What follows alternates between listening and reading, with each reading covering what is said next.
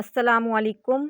अगर आपने अभी तक आम का मुरब्बा नहीं बनाया तो फटाफट बनाएं और खाएं। ये जायके में लाजवाब और बेमिसाल होता है। अगर आपने इसे एक बार बना लिया तो यकीन करें कि आपका बार बार बनाने को दिल करेगा। तो यहाँ पे मैंने 2 किलो जो है वो कच्चे आम ले लिए हैं।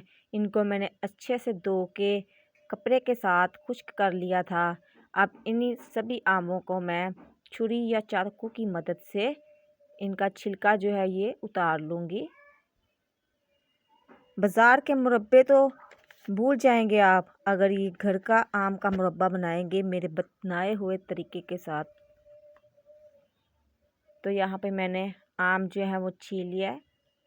बाकी भी सारे आम को मैं इसी तरीके से जो है वो छील लूँगी।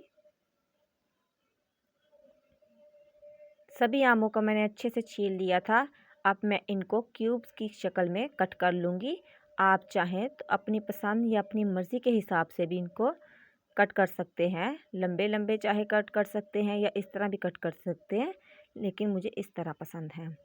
तो यहाँ पे मैंने 1 किलो जो है मेरा ये गूदा निकला था आमों का, और मैंने 800 ग्राम जो है वो चीनी ली है। अब एक कढ़ाई में मैं 1.5 लीटर जो है वो पानी डाल दूँगी। पानी को हम बॉयल आने तक पकाएंगे।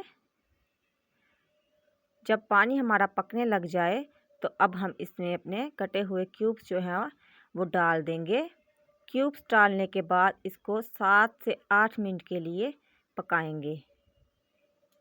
चलें जी, क्यूब्स जो हमारे तैयार हो चुके हैं, इसको हमने 80% जो है वो पका लिया था।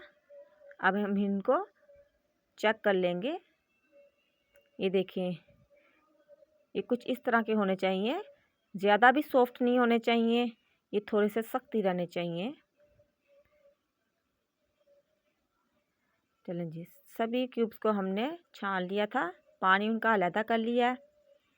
अब हम इसमें डालेंगे कढ़ाई में दोबारा से क्यूब्स, और जो चीनी हमने रखी हुई थी उसको डाल के ऊपर मिक्स कर लेंगे एक दफ़ा।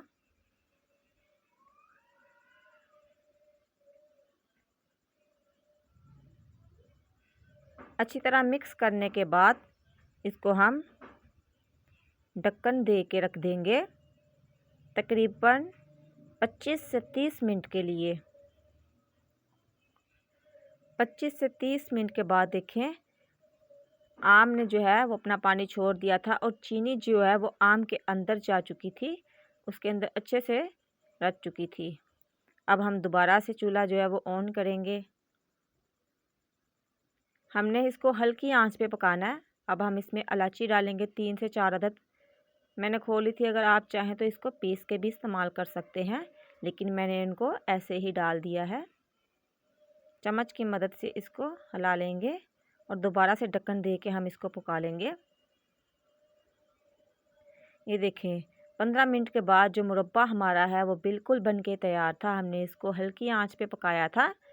याद रखें कि इसको हल्की आंच पे ही पकाना है।